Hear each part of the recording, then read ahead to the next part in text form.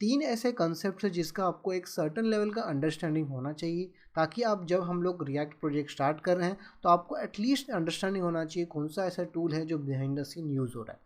हम हर एक टूल के डीप अंडरस्टैंडिंग में नहीं जाएंगे, पर एटलीस्ट एक बेसिक लेवल का अंडरस्टैंडिंग आपको फिलहाल होना चाहिए कि कौन से टूल वहाँ यूज़ हो रहे हैं, और ताकि आप आगे से हम लोग उसको सीख सकेंगे। ओके, तो सबसे पहले तीन ऐसे टूल है, पहला है NPM, ओके, दूसरा है बैबल और तीसरा है वेबपैक। सो ये तीन टॉपिक्स को हम लोग ईच इंडिविजुअल वीडियो में कवर करेंगे और जानेंगे कि एग्जैक्टली ये कैसे यूज़ होता है और कैसे हम लोग उसे अपने रिएक्ट प्रोजेक्ट में यूज़ करते हैं।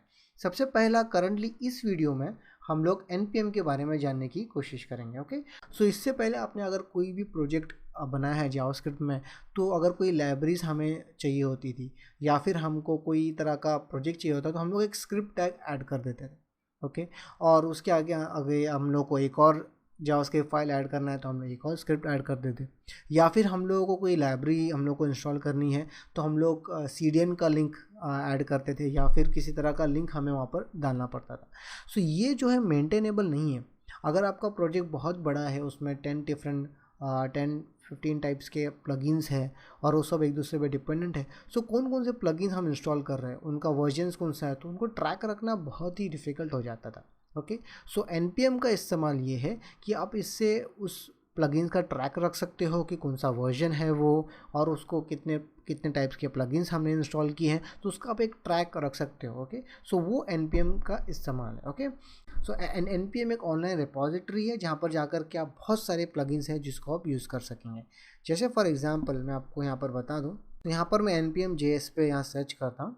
ओके, और यहाँ पर मैं जाता हूँ, तो जैसा कि आप देख सकते हैं यहाँ पर बहुत सारे पैकेज है जैसे हम यूज़ कर सकते हैं। जैसे फॉर एग्जांपल रिएक्ट है, आप देख सकते हैं कि रिएक्ट यहाँ पर अवेलेबल है, हम लोग उसको यूज़ कर सकते हैं। जैसे मैंने रिएक्ट पे क्लिक किया तो आप देख सकते हैं कि रिएक्ट का एक सेक्शन ओपन हो जाएगा जहाँ पर रिएक्ट के बारे में डिस्क्राइब किया है, कितने डाउनलोड्स हैं, कौन से वर्जन हैं, उसका लाइसेंस कौन सा है, रिपॉजिटरी कौन सा है, और कैसे हम लोग उसको यूज़ कर सकते हैं। तो बहुत सारे यहाँ पर इंफॉर्मेशन होती है कौन कौन से पैकेजेस के बारे में। ओके, सो इसके लिए सबसे पहले मैं यहाँ टर्मिनल ओपन करता हूँ और यहाँ पर एक रिपो है, मैं उसमें चले जाता हूँ। उसका फोल्डर का नाम है डेस्कटॉप में /npm। ओके, सो इस रिपो में अगर मैं यहाँ पर एटम एडिटर में ओपन किया हूँ, जो आप देख सकते हैं करंटली एम्प्टी है, इसमें कोई भी कंटेंट है नहीं। ओके, सो ये NPM के लिए आपको सबसे पहले नोड चाहिए होगा, तो नोड आप इंस्टॉल कर लें। जैसे हम नोड इंस्टॉल करोगे, तो अगर आप यहाँ node-v करें तो आप यहाँ देख सकते हैं मैं 8.11 वर्जन यूज़ कर रहा हूँ। सो आप कोई भी वर्जन यूज़ कर सकते हैं, एटलीस्ट 8 के अबाव होना चाहिए। तो आपने अगर नोड इंस्टॉल किया है तो आप npm-v भी करेंगे तो भी आपको यहाँ पर NPM का वर्जन यहाँ पर अवेलेबल रहेगा। ओके, सो अब NPM एटलीस्ट 5 के ऊपर आप रहना चाहिए। ओके, सो ये आप देख सकते हैं NPM यहाँ पर अवेलेबल है और मैं उसको यूज़ कर सकता हूँ, और ये नोड जब आप इंस्टॉल करते हैं उसी के साथ ये अवेलेबल रहता है। ठीक है, सो मैं यहाँ पर क्लियर करता हूँ और यहाँ पर मैं अभी टाइप करूँगा npm init। npm init हम तब टाइप करते हैं जब हम कोई एक नया प्रोजेक्ट स्टार्ट करें फ्रॉम स्क्रैच से। ओके, सो मैं अभी npm init - एंटर करता हूँ। अभी हम लोग को एक सर्टन इन्फॉर्मेशन ये पूछेगा ताकि हम लोग एक ताकि पैकेज और जेसन फाइल बना सके। सो पैकेज और जेसन फाइल जो है आप यहाँ देख सकते हैं, this utility walk you through creating a package और जेसन फाइल। सो पैकेज और जेसन फाइल एक तरह का इंडेक्स है हमारे प्रोजेक्ट का, कि प्रोजेक्ट का नाम क्या है, प्रोजेक्ट में कौन कौन से पैकेजेस इंस्टॉल है, कौन कौन से अलग अलग डिपेंडेंसीज है। सो ये सारा लिस्ट यहाँ पर अवेलेबल रहेगा। सो यहाँ जो जो इन्फॉर्मेशन ये मैं पूछ रहा है वो मैं वहाँ पर इधर ऐड कर देता हूँ। जैसे पैकेज का नाम ये पूछ रहा है तो मैं यहाँ पर लर्निंग रिएक्ट यहाँ ऐड कर देता हूँ। ओके, और सॉरी मैं यहाँ पर लर्निंग रिएक्ट। ओके, और वर्जन पूछ रहा है, मैं फ़िलहाल 0.0.1 इस तरीके से दे देता हूँ। वर्जनिंग के बारे में हम आगे बात करेंगे। डिस्क्रिप्शन में एम्प्टी दे देता हूँ, इंडेक्स भी एम्प्टी दे देता हूँ, ये भी एम्प्टी। Okay, that's it. आप देख सकते हैं कि अब वो वर्जन आप यहाँ देख सकते हैं, यहाँ पर आप वो प्रीव्यू बताएगा कि एग्जैक्ट पैकेज और जेसन का प्रीव्यू क्या है, और मैं यहाँ पर फिलहाल येस टाइप कर देता हूँ। ओके, सो आप यहाँ देख सकते हैं पैकेज और जेसन फाइल बना है।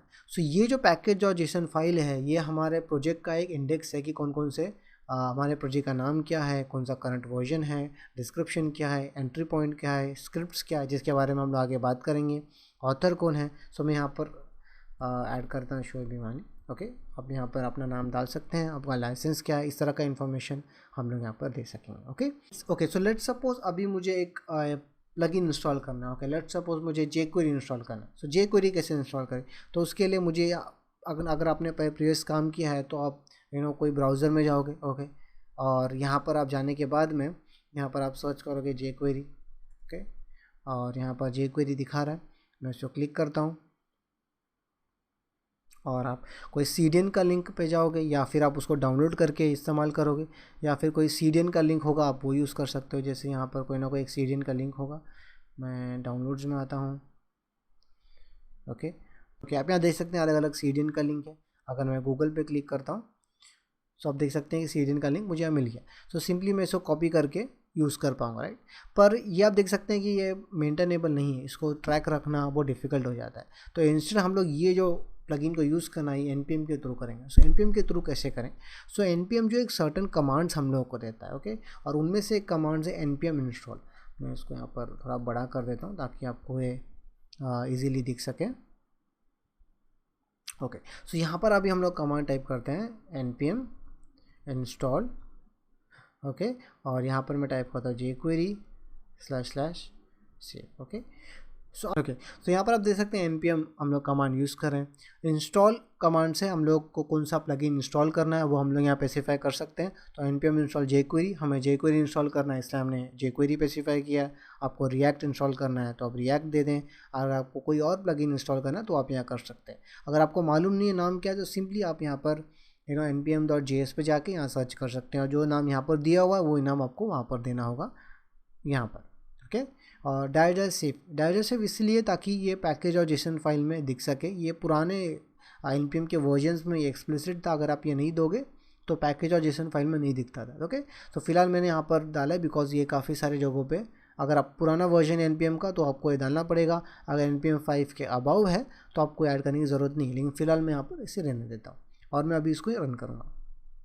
जैसे ही मैं रन किया आप यहाँ देख सकते हैं कि npm जो है आप उस ग्लोबल रजिस्ट्री पे गया जो npmjs.com, वहाँ जा कर के उसने प्लगइन सर्च किया और उसको इंस्टॉल कर दिया। अगर अब मैं यहाँ पर एटम एडिटर में आता हूँ, आप यहाँ देख सकते हैं कि दो नई चीज़ें यहाँ पर बनी हैं, दो फाइल ऐसी बनी है जो पहले नहीं थी। यहाँ पर है पैकेज log.json फाइल और एक node_modules करके एक फ़ोल्डर बना है। ओके, सो पैकेज और लॉग फाइल अगर आप देखोगे तो ये ऑलमोस्ट अनरीडेबल रहता है, यूजुअली बहुत सारे यहाँ पर फाइल्स रहते हैं। ये बेसिकली इसलिए ताकि अगर एक बार आपका वर्जन जो है एग्जैक्टली जो वर्जन है वही इंस्टॉल हो, बाकी वर्जन ना हो, तो ये लॉक कर देता है और ये बहुत ही इंपॉर्टेंट है अगर इसको आप डिलीट ना करें। ओके, और यहाँ पर आप देख सकते हैं node_modules ओपन हुआ है और उस फोल्डर में आप यहाँ देख सकते हैं jQuery यहाँ पर इंस्टॉल्ड है। ओके, सो बेसिकली ये है कि जितने भी हमारे लाइब्रेरीज है जो हम इंस्टॉल करेंगे वो सारा इस node_module में आ जाएगा। ओके, तो हमारा एक फ़ोल्डर बन गया है जिसमें वो सारे प्लगइन्स हैं जो हम लोग यूज़ कर रहे हैं। सो ये बहुत अच्छा वे है ऑर्गेनाइज़ करने का। और यहाँ पर आप देख सकते हैं पैकेज और जेसन फाइल अगर ओपन करोगे तो यहाँ पर डिपेंडेंसीज करके एक की बना जो पहले नहीं था, और उसमें एक ऑब्जेक्ट है और वो ऑब्जेक्ट में आप देख सकते हैं jQuery लिखा हुआ है और jQuery का वर्जन यहाँ मैंशनड है कि कौन सा jQuery का वर्जन यहाँ पर इंस्टॉल हुआ है। ओके, सो ये डिपेंडेंसीज है सेक्शन है जहाँ पर हमें लिस्ट होता है कि कौन कौन से पैकेजेस हमने इंस्टॉल किए हैं। ओके, जैसे जैसे आप इंस्टॉल करते जाएगा वैसे वैसे लिस्ट बढ़ता जाएगा और आपको एक जगह मालूम पड़ेगा कि कौन सा प्लगइन है इंस्टॉल किए है, उसका वर्जन कौन सा है, ये प्लगइन का वर्जन कौन सा है। तो इस तरह का लिस्ट हमारे पास अवेलेबल रहता है जो बहुत ही हैंडी है। ओके, और तीसरा आप देख सकते हैं वर्जनिंग यूजुअली आप बाकी अगर वर्जनिंग आपसे वाकिफ़ है तो वैसे ही है, ये मेजर वर्जन है, या माइनर वर्जन है और ये पैचेस है। ओके, सो उसी तरीके से ये भी वर्क करता है। और अगर आपको यहाँ पर एक और सेक्शन होता है डेव डिपेंडेंसीज, यहाँ पर आप देख सकते हैं डिपेंडेंसीज था और एक और कंसेप्ट है डेव डिपेंडेंसीज। सो डेव डिपेंडेंसी कैसे करते हैं वो मैं आपको यहाँ बताता हूँ। सो उसके लेट्स सपोज वेब पैक के बारे में आगे हम लोग बात करेंगे, लेकिन लेट्स सपोज हमें वेब पैक इंस्टॉल करना है और वो डेव डिपेंडेंसीज है। मतलब कि मैं यहाँ पर टाइप करूँगा npm webpack -save-dev। ओके, सो ये इसलिए ताकि हम लोग डेव डिपेंडेंसीज इधर कर रहे हैं। सो डेव डिपेंडेंसीज क्या है, सो डेव डिपेंडेंसी का मतलब ये है कि ऐसे फाइल्स जो सिर्फ आपको डेवलपमेंट टाइम में चाहिए, प्रोडक्शन में नहीं चाहिए। जैसे फॉर एग्जांपल रिएक्ट आपको डेवलपमेंट टाइम में भी चाहिए और प्रोडक्शन में भी चाहिए ताकि वो रन हो सके, राइट। पर कौन कौन से टूल ऐसे होते हैं जो सिर्फ डेवलपमेंट टाइम में आपको चाहिए होता है। जैसे अगर कोई एक्सप्रेस सर्वर है आपके पास, ओके, सिर्फ टेम्पररी सर्वर है रन होने के लिए, या कोई बैबल है मिनी जो हम लोग आगे बात करेंगे, तो ऐसे टूल्स होते हैं जो सिर्फ आपको डेवलपमेंट टाइम में चाहिए होता है। प्रोडक्शन में हमको वो टूल नहीं चाहिए, तो वो हम लोग जो ऐसे टूल को हम लोग डायरेक्ट सेव करके डेव में इंस्टॉल करते हैं, ताकि वो उसको हम लोग बोलते हैं कि डेव डिपेंडेंसी जो सिर्फ डेवलपमेंट टाइम में डिपेंडेंसीज है, हमें ये डिपेंडेंसीज प्रोडक्शन में नहीं चाहिए। ओके, सो जब आप अपने प्रोडक्ट को, अपने पैकेज को हमारे ऐप को हम लोग जब प्रोडक्शनाइज वे में करते हैं, मतलब उसको प्रोडक्शन रेडी बनाते हैं, सो ये पैकेजेस वहाँ पर बंडल नहीं होते, मतलब वहाँ अवेलेबल ही नहीं होता है उस तरह के बंडल हम लोग जब बनाते हैं एंड में। तो ओके, सो ये ऐसे डिपेंडेंसीज है जो सिर्फ आपको डेवलपमेंट में चाहिए, प्रोडक्शन में नहीं चाहिए। सो अब ये कमांड आप रन कर सकते हैं, और मैं अभी यहाँ पर एंटर दबाता हूँ। आप यहाँ देख सकते हैं डायरेक्ट सेव डेव वर्जन में भी अगर आपके नए वर्जन में चेंज हो गया होगा, जो आपको गोल करना पड़ेगा अगर आपके टाइम पे चेंज हुआ है तो। पर करंटली जो npm पैकेज मैं यूज़ कर रहा हूँ उसके लिए डायरेक्ट सेव डेव है। ओके, सो ये आप बहुत इंपॉर्टेंट है, ताकि पैकेज और जेसन फाइल में ये चेंजेस आ सके, जैसे प्रीवियसली हमने jQuery के केस में देखा। सो यहाँ पर अब मैं आइटम ओपन करता हूँ। आप यहाँ देख सकते हैं एक और सेक्शन यहाँ पर बन गया है, डेव डिपेंडेंसीज। वहाँ पर एक वेब पैक अवेलेबल है और उसका वर्जन यहाँ पर दिखा है। ओके, सो ये दो सेक्शन, ये दो इंपॉर्टेंट चीज़ें, डिपेंडेंसीज और डेव डिपेंडेंसीज, ताकि हम लोग पता करें कि डेव डिपेंडेंसीज ऐसे चीज़ें हैं जो सिर्फ डेवलपमेंट में चाहिए, डिपेंडेंसी ऐसे चीज़ें जो हम लोग को प्रोडक्शन में भी चाहिए। ओके, और यहाँ पर तीसरा मैं आपको लास्ट चीज़ यहाँ npm के बारे में बताना चाहता हूँ, वो स्क्रिप्ट्स के बारे में। सो बेसिकली स्क्रिप्ट्स ये है कि ऐसे कोई स्क्रिप्ट हमें रन करने चाहिए होते हैं जो डेवलपमेंट टाइम में या प्रोडक्शन टाइम में, ऐसे कोई स्क्रिप्ट होते हैं जो हम लोगों को चाहिए होता है जो हम लोग रन करें, तो वो कॉमनली यूज स्क्रिप्ट्स आप यहाँ पर स्टोर रख सकते हैं। सो कभी कभार वो स्क्रिप्ट का जो लेंथ होता है वो बहुत ज़्यादा होता है। ओके, सो आपको उसको रिमेंबर रखना बहुत टफ होता है। जैसे फॉर एग्जांपल अगर आप एक ऐसा स्क्रिप्ट है जो आप डेवलपमेंट टाइम में रन करना चाहते हो और आप प्रोडक्शन टाइम पे अलग रन करना चाहते हो, तो वो आप यहाँ पर लिख सकते हो। जैसे फॉर एग्जांपल यहाँ बाय डिफ़ॉल्ट आप यहाँ देख सकते हैं टेस्ट करके एक स्क्रिप्ट है और वो एको कर रहा है एरर नो टेस्ट स्पेसिफाई। सो ये यहाँ पर ये उस स्क्रिप्ट का नाम है, और यहाँ पर ये स्क्रिप्ट क्या कर रहा है वो यहाँ पर मेंशन्ड है। तो आप यहाँ देख सकते हैं ये सिर्फ एको कर रहा है। सो अगर मैं इसको रन करूँगा अभी यहाँ पर, तो उसको रन करने के लिए हम लोग यहाँ टाइप करते हैं npm ओके रन, और उस स्क्रिप्ट का नाम आप यहाँ देख सकते हैं, स्क्रिप्ट का नाम यहाँ पर टेस्ट है, तो यहाँ पर मैं रन करूँगा टेस्ट। तो यहाँ पे देख सकते हैं कि अब वो एको किया एक एरर, आप यहाँ देख सकते हैं एरर यहाँ पर वो एको किया। सो अगर मुझे एक और स्क्रिप्ट यहाँ पर नया बनाना है तो मैं कॉमा दे करके यहाँ पर लिख दूँगा स्टार्ट, और ये एको करेगा हेलो वर्ल्ड। सो अगर अभी मुझे स्टार्ट स्क्रिप्ट रन करना है तो मैं यहाँ पर टाइप करूँगा npm रन स्टार्ट। आप यहाँ देख सकते हैं वो एको रन किया हेलो वर्ल्ड, और हेलो वर्ल्ड हमें यहाँ पर दिख गया। तो इस तरह का कोई एक स्क्रिप्ट है हम लोग को जो चाहिए वो हम लोग यहाँ पर रन कर सकते हैं। यूजुअली रिएक्ट प्रोजेक्ट में आपने देखा होगा यहाँ पर हम लोग वेब पैक स्टार्ट करते हैं। ओके, सो वेब पैक जो है बेसिकली इसके बारे में हम लोग सेपरेट वीडियो में देखेंगे, जो यूजुअली किसी तरह का डेवलपमेंट सर्वर स्टार्ट करें उसके लिए यूज़ होता है। और आप कॉमनली यहाँ पर देखेंगे कि यहाँ पर प्रॉड करके एक स्क्रिप्ट होता है। ओके, सो बेसिकली जो है वेब पैक को प्रोडक्शन मोड में रन कर सकेगा। ठीक है, सो ये आपको समझ में नहीं आ रहा है तो वरी मत कीजिए, बिकॉज ये सिर्फ एक बेसिक लेवल का अंडरस्टैंडिंग मुझे देना है कि स्क्रिप्ट एक सेक्शन होता है, और वो स्क्रिप्ट सेक्शन में हम लोग एक स्क्रिप्ट का नाम दे सकते हैं ताकि वो इनरली क्या कर रहा है वो हम रिमेंबर ना करें। जैसे for example webpack dash prod, इस तरह का रिमेंबर करने की ज़रूरत ना पड़े, वेब पैक का नाम रखने की ज़रूरत ना पड़े, हम सिर्फ टाइप करेंगे npm रन स्टार्ट, और प्रोडक्शन में हम सिर्फ टाइप करेंगे npm run prod, that's it. Okay, so internally वो सारे स्क्रिप्ट रन होगा और वो वर्क हो जाएगा। सो ये बेसिक लेवल का सिर्फ एक अंडरस्टैंडिंग आप रखें, ताकि स्क्रिप्ट्स क्या कर रहे हैं वो हम लोग डीपली आगे वीडियोस में देखेंगे। पर यहाँ पर ये npm का यूज़ केस है कि ये पैकेजेस हमें यहाँ पर इंस्टॉल करके हम लोग रख सकते हैं, और सारे पैकेजेस जो है नोड मॉड्यूल में अवेलेबल रहते हैं। और दो अलग अलग तरह की डिपेंडेंसीज़ होती हैं, डेव डिपेंडेंसीज़ और डिपेंडेंसीज़ वो हैं जो आपको प्रोडक्शन में भी चाहिए, और डेव डिपेंडेंसीज़ वो है जो सिर्फ आपको डेवलपमेंट टाइम में चाहिए। स्क्रिप्ट्स में आप चीज़ों को ऑटोमेट कर सकते हैं, जिस तरीके से भी आप ऑटोमेट करना चाहें आप अपने ऐप्स को यहाँ पर ऑटोमेट कर सकते हैं। ओके, और बहुत अच्छी बात यह है कि ये जो नोड मॉड्यूल है आप यहाँ देख सकते हो बहुत बड़ा हो जाएगा।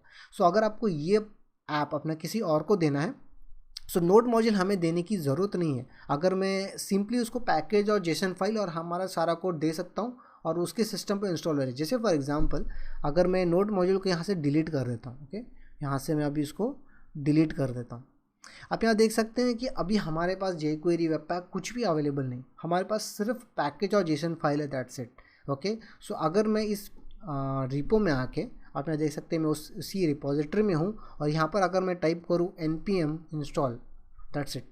सो ये कमांड रन करने से क्या होगा कि अगर उस फोल्डर के अंदर कोई पैकेज और जेसन फाइल है, सो npm वहाँ जाएगा और वो देखेगा कि यहाँ पर कौन कौन से पैकेजेस है जो मुझे चाहिए, और वो उसको इंस्टॉल कर देगा अगर वो ऑलरेडी इंस्टॉल नहीं है तो मैं यहाँ पर सिर्फ रन करता हूँ। आप यहाँ देख सकते हैं कि वो सारे पैकेजेस लेके आके इंस्टॉल कर देगा। ओके, तो ओके, आप यहाँ देख सकते हैं कि नोट मॉड्यूल फोल्डर फिर बन गया और उसमें वो सारे पैकेजेस जो चाहिए थे वो अवेलेबल है। सो हम लोगों को, अगर मुझे ये कोड अगर आपको देना हो तो मुझे सिर्फ आपको पैकेज और जेसन फाइल देना है, और हम जो कोड लिखा हुआ है ऐप के लिए वो देना है, दैट्स इट। नोड मॉड्यूल नहीं देना है जो बहुत ही हैवी होता है, तो इसलिए वो ट्रांसफ़र के लिए आप बहुत ही हेल्पफुल होता है। सो आप देख सकते हैं कि इन जिस्ट में ये npm का बहुत ही इंपॉर्टेंट यूज़ केसेस हैं जिसको आप दिमाग में रखें। सो अगर आपको समझ में नहीं आ रहा तो बिल्कुल भी इसको वरी मत कीजिए, बिकॉज ये सारे कॉन्सेप्ट्स हम लोग आगे के कोर्स में बहुत ईजी हो जाएगा, बिकॉज हम इसको बहुत का इस्तेमाल करेंगे और ये इसका अंडरस्टैंडिंग और ज़्यादा क्लियर आपको हो जाएगा। सो फिलहाल ये सिर्फ एक बेसिक अंडरस्टैंडिंग है कि npm क्या है और क्यों हमें उसे यूज़ करना है। सो मैं उम्मीद करता हूँ ये वीडियो आपको पसंद आया होगा, और मैं आपको नेक्स्ट वीडियो में मिलता हूँ जहाँ मैं आपको बैबल के बारे में बताऊँगा। Okay, bye guys.